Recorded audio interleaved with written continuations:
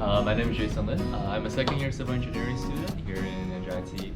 And so far, I've been working on a lot of my classes, and they've all been pretty interesting. From water to transportation to structural, you name it. There's plenty of opportunities out there and options for me to figure out what my interests are, what my passions are, things of that sort.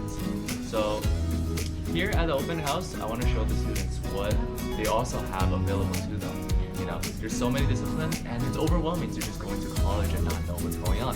So I'm here, help them guide through the ways and help them figure out for themselves what they want to do and pursue in the future. All right, thank you. Wonderful. My name is Simon Shim. Right, who we are first, you now understand we are civil engineers. We always build. As a human beings, we always build. Why? We have some DNA. So let me ask students up here. What's your name? Kat. So, okay, did you choose civil engineering or you just looking at now? Or where you chose, I guess? Okay, so why?